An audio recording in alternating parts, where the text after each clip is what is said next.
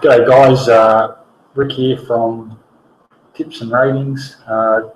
Just a look at Caulfield tomorrow for the members.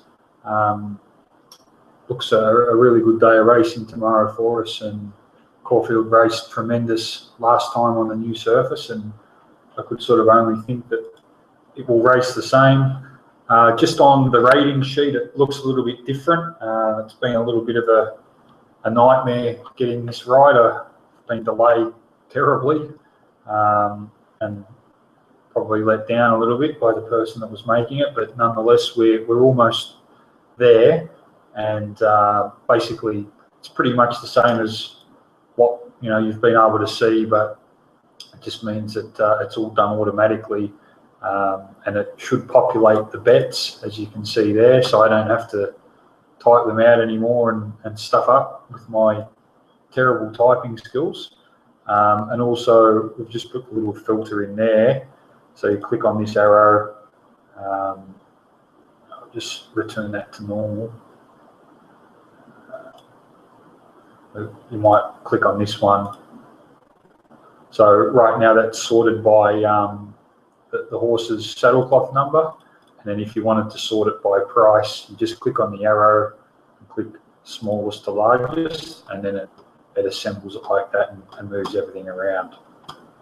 It's still obviously, instead of being on the side, has up the top here our profit and loss for each race, and then we've frozen the screen so as you scroll through you can still see where we're at for the day.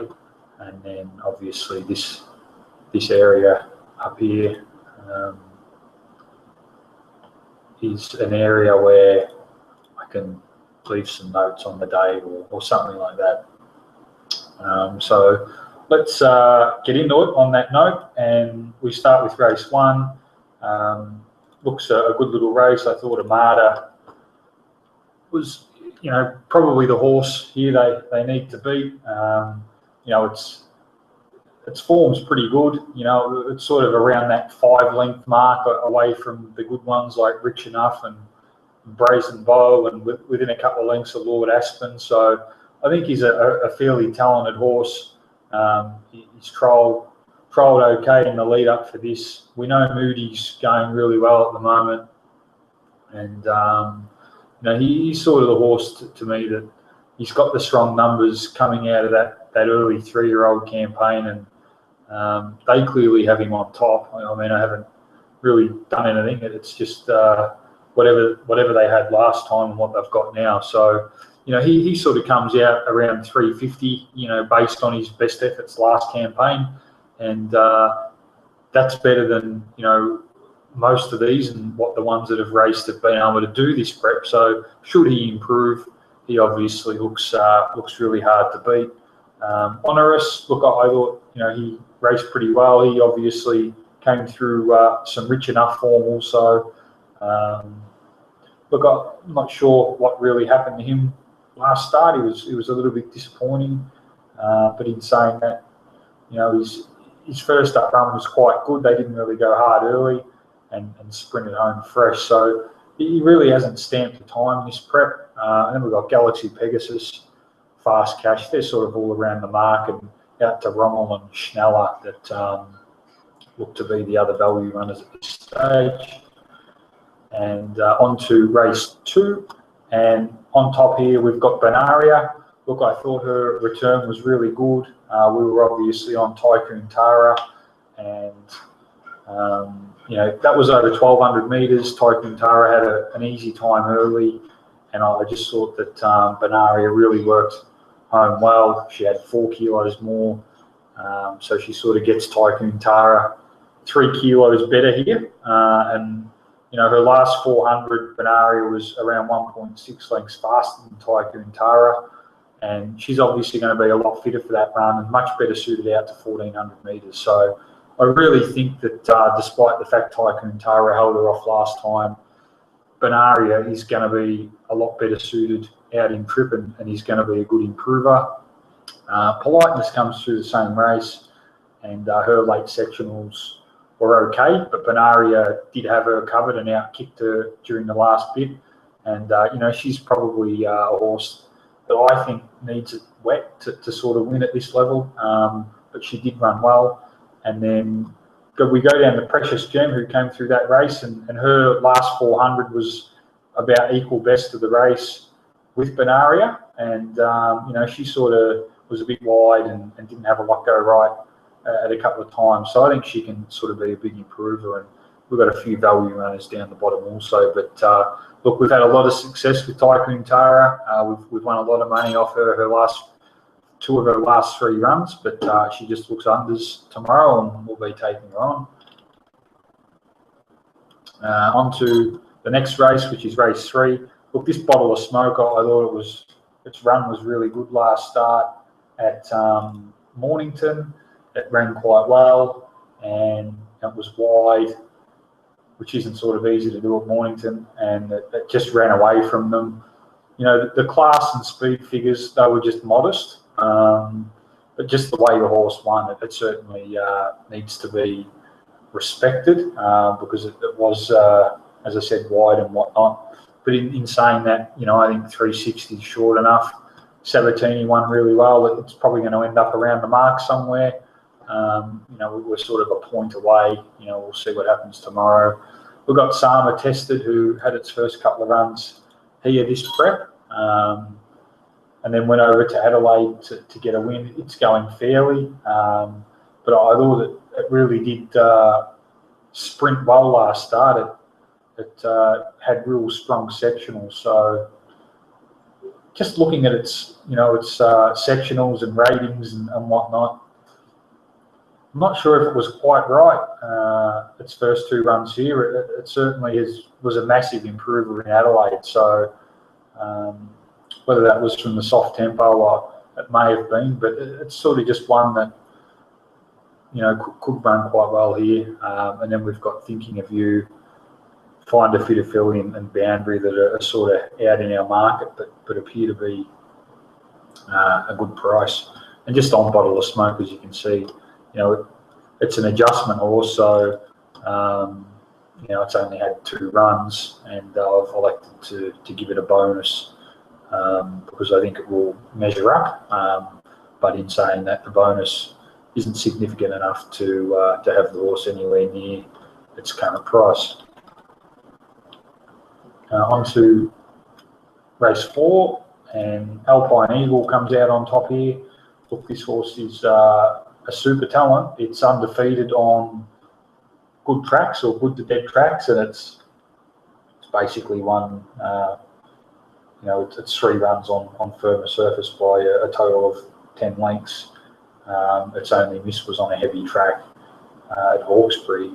And look, this horse, when it resumed at Morphettville, it really didn't really go that hard early, and it was able to produce the fastest last 400 of the day, which was a really good effort.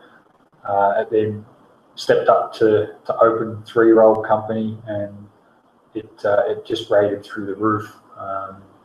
Look, generally, when I've seen horses rate like this, horses that are running, their last 400 metres, some 8 lengths or so above the average, after they've sort of gone through the first 2 sections, probably about 2.5 lengths above through each section, and to finish off like that, put them away by 5.5 lengths. This is a pretty serious horse. So I understand that, when you do the form, sometimes it's tricky and you can't understand why the horse, probably didn't beat a great deal of opposition, but comes up short in what appears to be a harder race. It's the fact that the horse ran scintillating sectionals and time. So, he looks like he's going really well. We've got Firehouse Rock and Moon Over Manhattan. They're going quite well. I got Firehouse Rock closed off really well last time. Moon Over Manhattan was wide. But sort of, if you take a look back through those horses, there generally isn't a great deal between them. Magical's going to be a pretty good result for us. I think he's a really nice horse, and he'll be a sharp improver here second up. And Chill Party's one that's probably bang on our rated price. at the moment. So we'll sort of monitor that. But certainly this Alpine Eagle is going to be very hard to beat. But they get beaten. That's why we back the other value runners, and I think they were pretty good too. On the race 5. And look, I've got Dissident marked about $1.80, he's $1.70, so I think he's short enough. I mean, I've been pretty kind to this horse. He obviously is flying. He lost first up at Moonee Valley.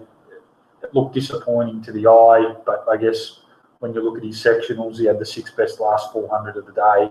He worked hard throughout, probably wasn't suited by the Valley, and then he was able to get a good run just off the pace at Caulfield. They really didn't go hard. You know, they went around, 4 to 5 lengths below the average early, and my last 600 split, had him going through the roof. So there's no doubt that if this is a sit and sprint, this horse, they're probably not going to beat him. If there's a bit of pressure on, well, I'm not sure. He did bleed and whatnot, but it's pretty hard to poke holes in him. No real need to try and do that. We know how good he is.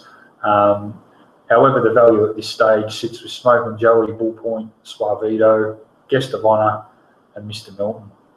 Now, if there's a scratching or whatnot with any speed horses or any tactic changes, we'll sort of let it be known. But at this stage, I really wouldn't be too keen to dive into any of these. I just sort of let it play out and see how it goes tomorrow for that race. On to the next race, and we've got Protectionist resuming. Sort of, I guess he's had 2 runs in Australia, and the first one was an almighty run in the Herbert Power, and he had 59 that day, and beating horse. To get so close to horses like Sign Off in big memory and have 6 kilos more, and then come out in the Cup and really flog Sign Off. It just gives a good indication as to, I think, how good this horse is. So we've seen what he did. Obviously, it was one of the quickest Cup times in recent history, and he's just a very, very high quality horse. He's lightly raced. He resumes here. His trial wasn't flash to the eye, but he uses quality and class. So I have to be with him here at Weight for Age. He's going really, really well. Happy Trails. Look, he ran on pretty well first up, I thought, and we know he continues to improve into his campaign. And then we've got Bagman, who was very good first up and comes through the Dissident race where they went quite slow early. That they didn't have fast sectionals at all in that race early. So it did look quite disappointing. If you're looking at the margins, beaten almost 7 lengths, Bagman, but he did have the 7th best last 400 on the day. So the horse is flying, and first up behind Weary and Sydney had the 5th best last 400 of the day. So there's absolutely no doubt that this horse is going very, very well. Au Revoir is a little bit hard to line up, but he hasn't raced here under 2,500 metres, but history's sort of littered now with Moody getting these horses, and he can get them to sprint well, over these types of distances. And then the other one we've got there is Beaten Up, who's a little bit similar to Bagman. He came through the Weary race, and look, his sectionals weren't quite as quick. And he obviously was beaten almost 13 lengths last start, but he still hit the line pretty well. So I think that's where we sit there. Protectionist, Happy Trails is around the mark. Bagman, Au Revoir, and Beaten Up. We may have a little other look at Mourinho, but he is running into some nice horses here. On the race 7, which is the Oakley Plate, and this is a very difficult race. I've marked it red. I'm not suggesting you bet at all at this stage. The figures have taken a big set against Earthquake. There's nothing to really suggest that the figures are wrong. She really needs to come out and sort of produce her best ever run here on my figures. She's got the 6th best speed rating, the 12th best speed rating, of the race, which is way down. She's sixth on class. Granted, she's only got 50.5, but at the end of the day, if you rank 12th on speed, having a couple of kilos off some other horses isn't going to make you run that much faster. But nonetheless, we could be wrong here. But at this stage, Iconic, I think he just has to overcome, the one gate. He was probably unlucky not to nab Lankan Rupee and whatnot in that big finish at Moonee Valley through the spring. That big blanket finish. Obviously, Lankan Rupee's come through that race. Terra Vista's come through that race. There's a lot of form coming through that race. He obviously then went on out of that race also to race down the straight. It was probably a little bit disappointing, but the reality is Reparations was flying, and he was probably at the end of his campaign.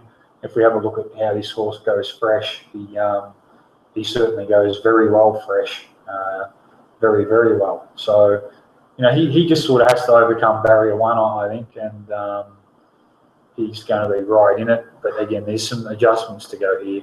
Shamal Win, Lord of the Sky, Under the Louvre's a really good roughie. If I was going to start backing one now, it would probably be Under the Louvre. He's got a lot of really good hidden form, and it may appear that he's better forms at 1400, but he's the type of horse that you want here finishing hard. So a bit to go there, members, but that sort of is probably a similar shape to how our market's going to end up, but there will be some changes.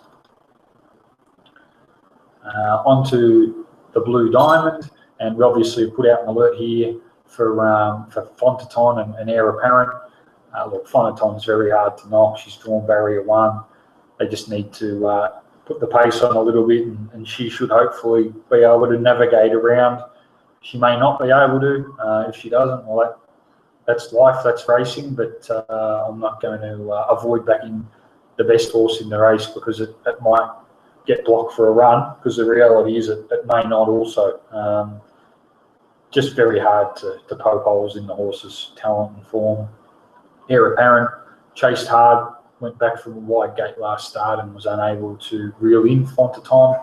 That was at 1100, and the horse did hit the line quite hard, and about 100 metres after the line certainly beat home the other runners and was only around a length off of the winner. Missed Gidget and Thurlow around the mark with Prompt Return and Remar. Pride of Dubai and Of the Brave haven't really come out too well. Obviously, as you can see on the class figures, they sort of rate quite strongly, which would probably represent a mirror in the market.